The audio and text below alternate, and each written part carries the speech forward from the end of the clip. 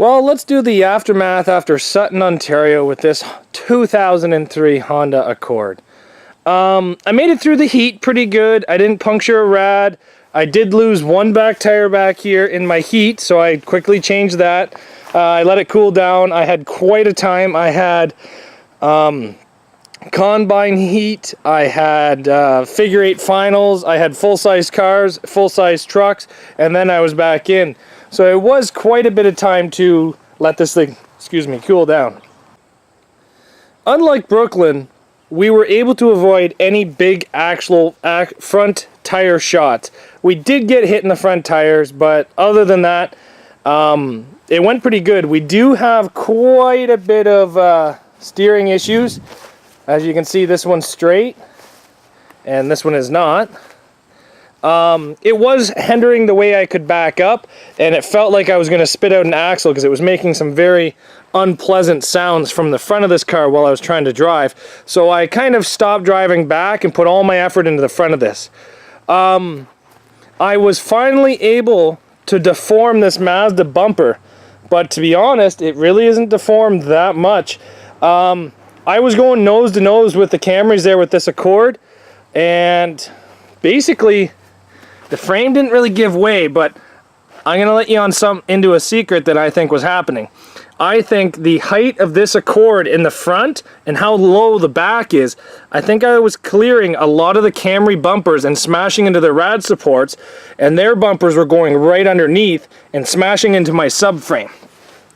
As you can see, the bottom of my rad cradle has got quite a bit of damage to it. So that's what I think was happening, and I think that's why the frame is so straight on the front of this. I was kind of like skipping up and over, and I actually was feeling my tires come off the ground as I was doing it. So I think there was a little bit of a height advantage. I did not break the rad in this car though. I got 5th in the finals, and I'm pretty happy about that with this car. What ended up taking it out was a stupid electrical issue, and I'll explain that to you in a bit. But one thing that I did get was a fantastic rear axle shot by another Camry. It was right on the money. How hard he hit me, basically it knocked my GoPro right out the passenger side window. If you guys can see that during the in-car, I've probably circled it so you guys can see it. But this was a fantastic axle shot. I actually yelled at him and said, "Nice!" So he actually broke the entire upper control arm right off the subframe and shoved it in.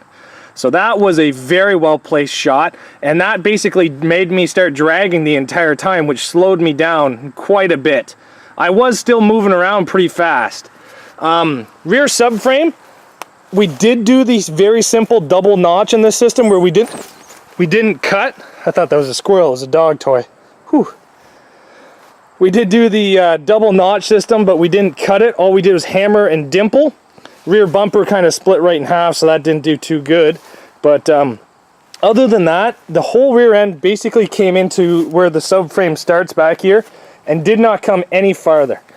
We didn't lose any of our seams inside the car, but we were starting to, as you can see right here. So by that, the back end was almost done anyway. As soon as you start losing seams, you're pretty much done. But let me show you the electrical issue that this thing had. So I did end up ripping the fuel positive off while I was in the ring, but you can still hear the tank and see it's getting pressure. You can see the line starting to move and swell. So it has pressure, and you go to start it. Oh, I need to be in neutral now. I forgot about that. Oh, is the battery dead? No. See that? It kind of like sputters and then dies. Yeah, all my gears are no longer what they should be. Reverse is neutral. See, it like starts right up and then dies. That's what it was doing inside the ring.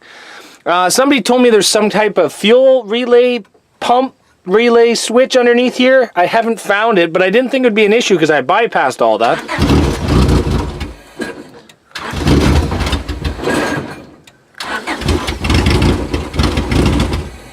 Basically exactly what it was doing inside the ring.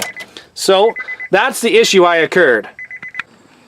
With the shape of how this car is in, if I didn't have that electrical issue, I'm pretty sure this thing could have done much better than what it was. I'm not going to say this thing's a Camry killer.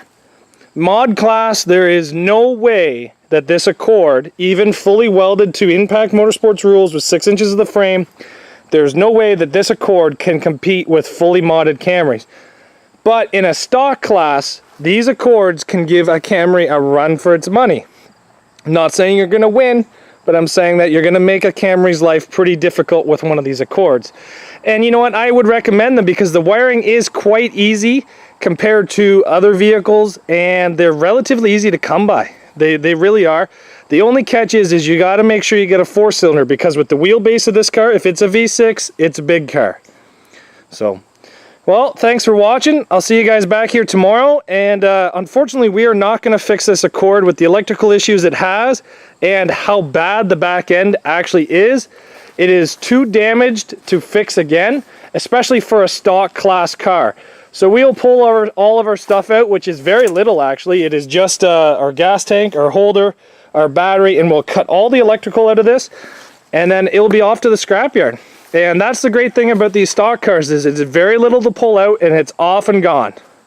So thanks for watching. See you guys back here tomorrow.